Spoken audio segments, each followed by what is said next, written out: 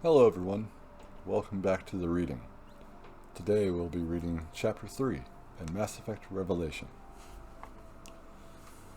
So without further ado, let's get into it. Chapter 3. Anderson didn't immediately send his crew chasing after the fleeing mercs. As soon as they lost visual contact with their enemy, pursuing them turned into a fool's errand. Every corner, turn, or branching hallway they'd come across would represent a chance for a potential ambush. Instead, Daw, O'Reilly, and Lee took up defensive positions guarding the passage in case the mercs came back, possibly with reinforcements. With the only point of insurgents covered, Anderson and Shea were free to examine the bodies.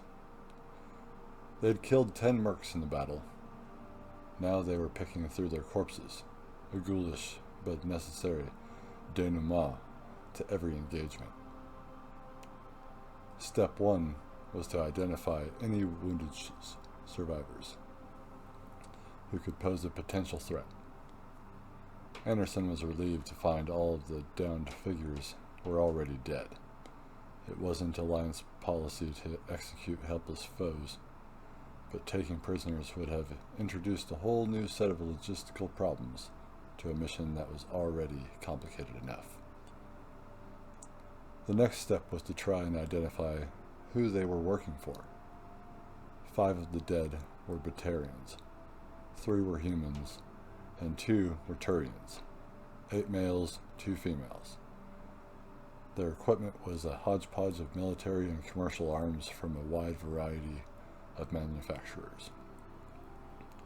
Officially recognized military units tended to be made up of a single species and carried only one brand of weapon and armor, the inevitable result of corporations signing exclusive supply contracts with the overseeing governments. These were most likely soldiers of fortune, members of one of the Verge's many freelance mercenary bands that hired themselves out to the highest bidders. Most mercs had tattoos or brands burned into their flesh, proclaiming their allegiance to one group or another, usually prominently displayed on their arms, neck, and face. But the only markings Anderson found on the fallen were indistinct splotches of raw, scabby skin. He was disappointed, but not surprised. For jobs where secrecy was important, crews often had their markings removed with an exfoliated acid wash, then reapplied after the mission, a simple but painful procedure that was charged back to whoever hired them. Obviously, the group hired to attack Sedan had feared Alliance retaliation and done their best to remove anything that might expose them if anything went wrong. There had still been no counterattack from the enemy. By the time Anderson and Shea finished stripping the bodies of grenades, metagel, and anything else useful and small enough to easily carry. "Looks like they're not coming out again," Daw grumbled as Anderson came over to stand beside her. Then we have to go after them," Anderson replied, slapping a fresh power pack into his kinetic shield generator. "We can't wait out here forever, and there's still a chance we'll find some of our own people alive down here." "Or more mercs," O'Reilly muttered, replacing his own power pack. The corporal was only saying what they were all thinking. For all they knew, there was another full enemy squad deeper inside the base, and the 2 men who'd fled the battle had already managed to warn the reinforcements. But even though they might be walking into a trap, they couldn't turn back now. The lieutenant gave the rest of the team a moment to gear up before shouting, "Daw, Shea, take the point. Let's move out." They advanced into the raw-hewn passage, maintaining a standard Alliance patrol formation. The 2 Marines on point up front Anderson and O'Reilly 3 meters behind them in the middle, and Lee 3 meters behind them, watching their backs. They all had weapons raised and ready as they made slow but steady progress through the uneven, irregular tunnel that had been bored through the rock. They were officially in a hot zone now, and caution was more important than speed. One moment of careless inattention could cost all of them their lives.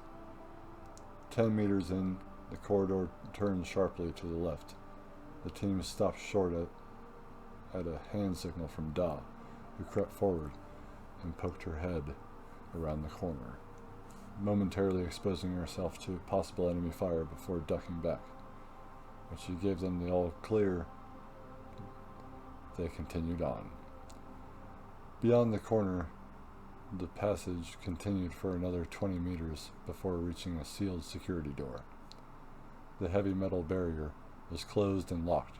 Anderson signaled to O'Reilly, and the corporal moved forward to work his tech magic and override the lockdown codes. The rest of the team assumed standard positions for another flash and clear procedure.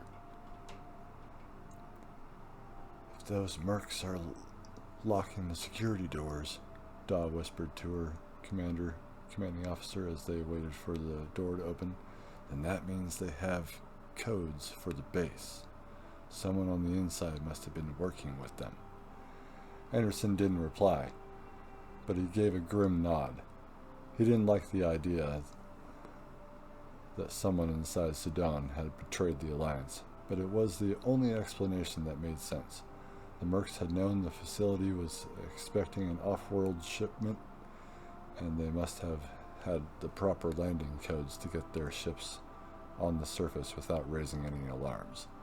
They'd been familiar enough with the layout to clear out the upper area and make their way to the elevators at the back without letting anyone escape, and they had to have access to restricted lockdown codes to seal the security door. All the evidence pointed to the inescapable conclusion that there had been a traitor at Sudan. The door slid open, and the team sprang into action, using a flash grenade to blind anyone on the other side, then charging in only to find the area beyond empty. They were now standing in a large square room, about 20 meters on each side. The shiny metal walls, ceiling, and reinforced floor made it clear they were now entering the heart of the research facility. Everything had a sleek, modern feel, a sharp contrast to the raw-hewn natural tunnels that they had just passed through. There was a hall leading off to the left and another to the right. "I've got a blood trail over here," O'Reilly called out on the left. "Looks fresh." "We follow it," Anderson decided. "Lee and Shay, set a position here." He didn't like splitting up the team, but they didn't know the layout of the base. He didn't want any of the mercs doubling around behind them and making it back to the elevator. "Da, O'Reilly, fall in." Leaving the two privates to guard the only way out, Anderson and the others set off down the hall on the left, moving ever deeper into the research complex. They passed several more intersections, but Anderson wasn't willing to split his squad up yet again. Instead, the three of them simply followed the blood trail. Along the way, they passed a number of rooms, most of them small offices, judging by the desks and personal workstations. Like the dorms on the upper levels, each had been thoroughly ravaged by gunfire. The killing spree that had begun on the surface had continued unabated underground. And once again, the mercs hadn't been content to leave their victims where they had fallen, but for some inexplicable reason had dragged them off.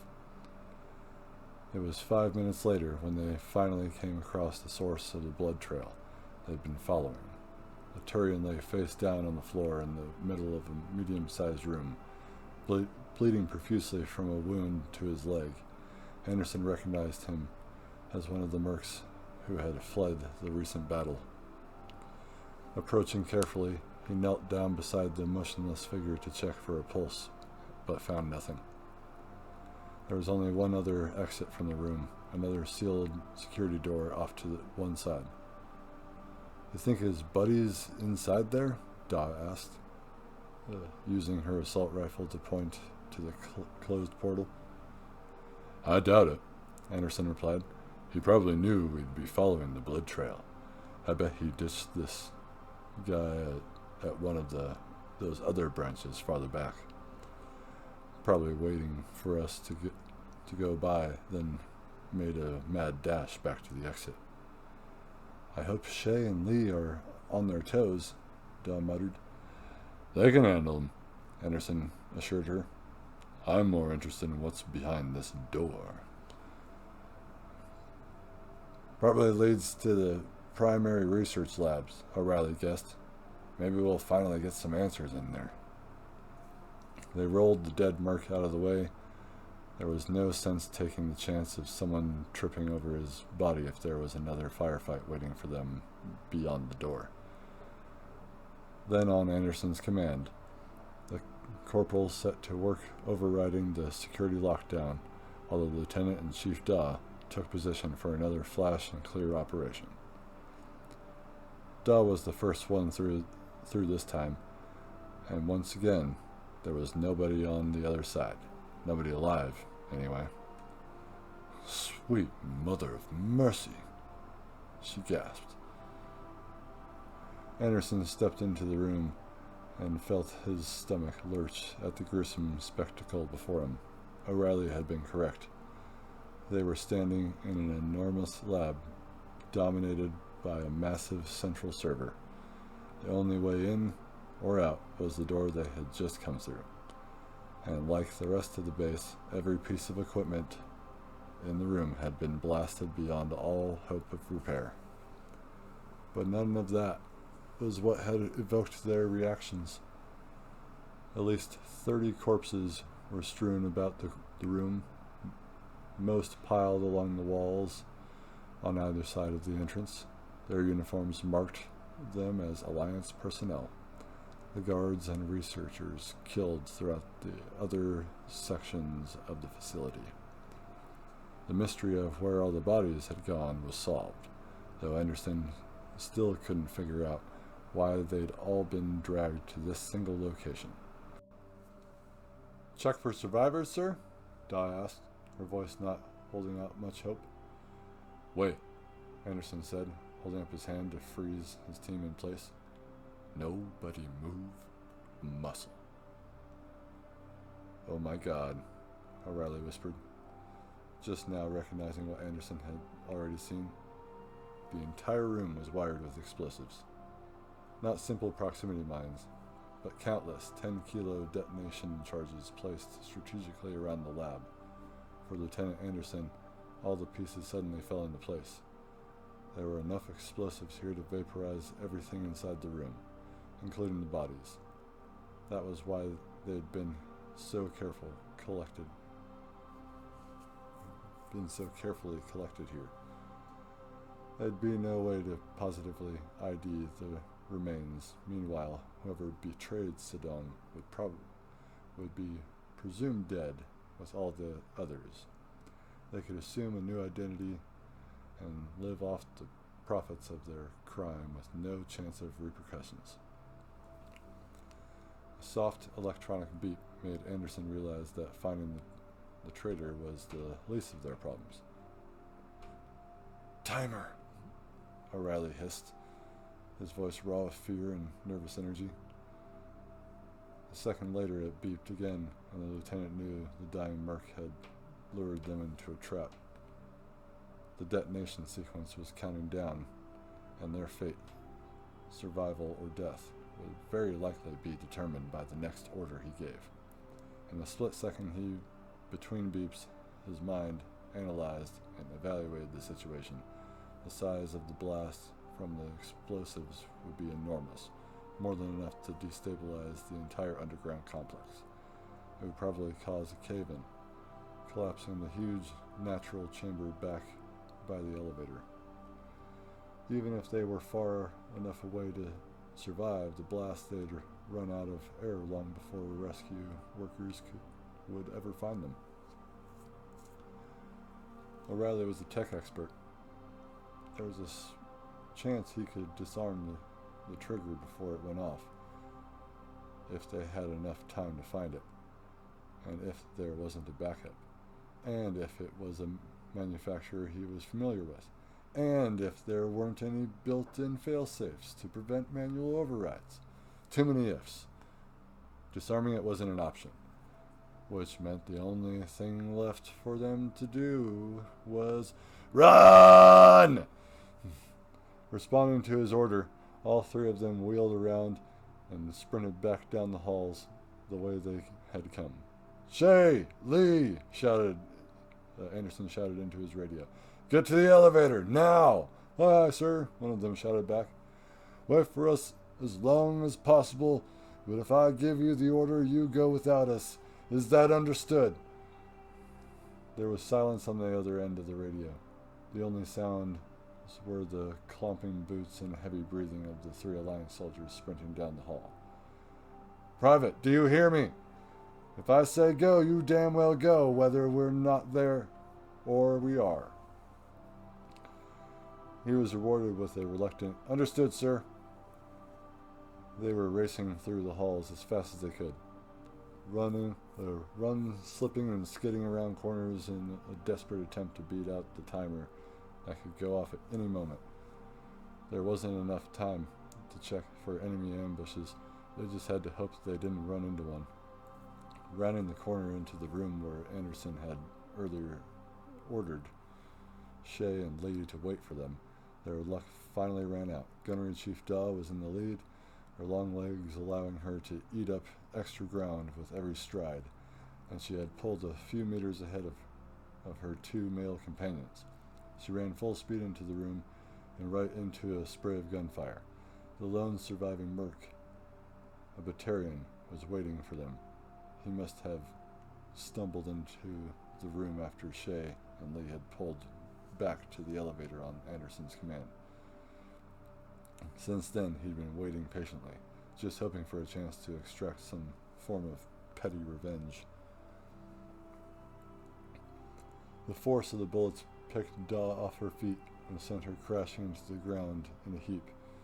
Her forward momentum caused her body to somersault across the floor until she stopped, crumpled and motionless in the corner. Anderson was the second one into the room. He charged in with his weapon already firing. Normally, running straight at a stationary enemy with a loaded assault rifle was pure suicide, but the merc had foolishly kept his attention on Daw as she tumbled and fell. He wasn't even looking in Anderson's direction. By the time he tried to spin around and fire back at his charging foe, the lieutenant was virtually on top of him, so close that even while running he was able to aim accurately enough to blow a hole in the Batarian's chest. O'Reilly arrived a split second later, coming to a stop, when he saw Daw lying in a rapidly spreading pool of blood. "Go!" Anderson shouted at him. "Get to the elevator!" O'Reilly gave him a curt nod and took off, leaving Anderson to check on their fallen comrade. The lieutenant dropped to one knee and rolled over, then nearly jumped back in surprise when her eyes flickered open. "Stupid bastard aimed too low," she said with her gritted teeth. "Took me in the leg." Anderson glanced down and saw that it was true. A few stray bullets had penetrated the kinetic barriers protecting her torso, only to ricochet off the breastplates of her body armor, inflicting no damage beyond small dents and discolorations. But her right leg, where the armor was thinner and the highest concentration of fire had drained the shields, had been reduced to pulp and hamburger. "You ever have a piggyback, Chief?" Anderson asked her, tossing his weapon to the ground and rapidly stripping off his own body armor. "I was never a piggyback kind of girl, sir," she replied, snapping off her belt and discarding every piece of equipment that wasn't strapped on. Nothing to it, he explained, reaching down to help her into a sitting position. She just had her body armor on, but they'd already wasted too much time. All you gotta do is hold on. He did his best to help her wrap her arms around his neck and shoulders, then stood up momentarily, staggering under the large woman's weight. He reached back to help support her weight clutching her thighs and buttocks while her arms locked around his collar in a fiercely strong grip. "Giddy up," she grunted, doing her best to hide the agony the movement was inflicting on her mangled limb. Anderson took a few unsteady steps, struggling to find a way to move as quickly as possible while balancing the awkward load. By the time they emerged from the passage into the large stalactite-filled cavern, he had found an awkward but effective cadence, somewhere between a gallop and a trot, and then the timer detonated. From the main laboratory in the heart of the station of the research base, an enormous ball of heat, fire, and force burst loose, laying waste as it swept through the complex. Doors were warped and ripped off hinges, floors buckled, and walls melted. Far away in the natural cavern, the effects of the explosion were felt in 3 distinct stages. First, the ground seemed to heave under Anderson's feet, sending him tumbling to the ground. Daw screamed as her legs slammed against the floor, but her voice was drowned out by the second phase of the explosion, a deafening boom that echoed throughout the cavern and drowned out every other sound. The final phase was a wall of hot air propelled by the blast spilling out from the passage to roll over them, pinning them to the ground, burning their lungs and leaving them gasping for air. Anderson struggled to breathe, and for a second he nearly blacked out. He fought to maintain consciousness as the invisible hand squeezing his chest and pinning him to the ground slowly released its pressure while the superheated air expelled by the blast dispersed itself throughout the cavern. They weren't out of danger yet. The force of the blast had rocked the cavern. The strings of artificial lights ripped loose, swaying wildly and casting bizarre, crazy shadows throughout the room. And though his ears were still ringing, he could plainly hear the loud, sharp cracks of stress fractures appearing in the walls and ceiling as the cavern began to collapse. "O'Reilly!" he shouted into his radio, hoping the 3 men in the elevator could still hear him. "This place is caving in! Get to the surface now! What about you and Daw?" The reply was barely audible inside Anderson's helmet, though from the tone it was clear the corporal was shouting. "Send the elevator back down after you get to the top," he snapped. "Now move, that's an order." Not waiting for a reply, Anderson scrambled over to check on Gunnery Chief Daw. She had passed out, the pain in her leg too much to bear on top of the physical trauma of the explosion's aftershocks. Summoning what was left of his strength, the lieutenant managed to stand up, slinging her over his shoulders in a fireman's carry. He began a desperate, staggering race to freedom as the chamber disintegrated around them. Stalactites plunged down like enormous, jagged limestone spears. The fragile hold they had maintained on the ceiling for thousands of years finally failing. Huge cracks were spreading through the floor, walls, and roof, causing great chunks of rock to shear off and tumble to the floor, where they exploded into dust and rubble on impact. Anderson did his best to block it all out. There was nothing he could do but keep moving and pray they weren't crushed from above, so he forced his mind to focus solely on placing one foot in front of the other. He wasn't sure he was going to make it. The swinging strings of lights caused a strobe-like effect that made it difficult to keep his balance on the uneven ground. He was bruised and beaten from the concussion of the blast. Exhaustion and fatigue were setting in. The muscles in his thighs and calves were burning. The adrenaline rush he'd felt at the beginning of the mission was gone. His body simply had nothing left to give. He moved slower and slower, The unconscious woman draped over his shoulders, feeling as heavy as the massive slabs of rock raining down around them. When the elevator finally came into view, he wasn't surprised to see O'Reilly, Shay, and Lee still waiting for him. Seeing their commander staggering along like the living dead, all three of them rushed out to help. Anderson was too exhausted to object. He simply let Dawes slide from his shoulders into the grasp of the two privates, one taking her under the shoulders and the other under her hips. With the burden removed, he lost his balance and nearly fell over, but O'Reilly was there to catch him. Leaning on the corporal for support, he managed to take the last 20 steps into the elevator before collapsing in the corner. The doors slammed shut, and the car began the long journey up to the top. The ride was far from smooth. The elevator moved in fits and starts as the gears screeched and squealed. Nobody said anything, as if they were afraid mentioning their precarious position might make it worse. Anderson simply lay where he had fallen, panting and wheezing as he tried to catch his breath. By the time they reached the top and spilled out into the safety of the surface, he had recovered enough to speak. "I told you not to wait for us." He chastised his team as they made their way back to the Hastings, the privates still carrying Dawes' unconscious body between them. "I should bust each of you down a full rank for disobeying orders." He paused to let the statement sink in. "That, I recommend you all for medals." Thank you very much, everyone. This was Chapter 3. So, yeah, stay tuned for Chapter 4 coming up. Sorry that it's been about 2 weeks since the last time I put it up, or even longer.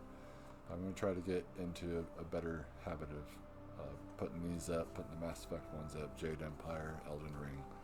So stay tuned, get subscribed to the channel, like the video if you did, and leave comments down below. Let me know what you think and all that. And it's like I'm glad to go on this massive journey with you guys through all the Mass Effect literature and comics coming up here. So that you guys know, it's like, there's a lot of stuff you guys missed by not getting into any of that stuff. So I'm glad that I can share this with you guys. So anyway, peace.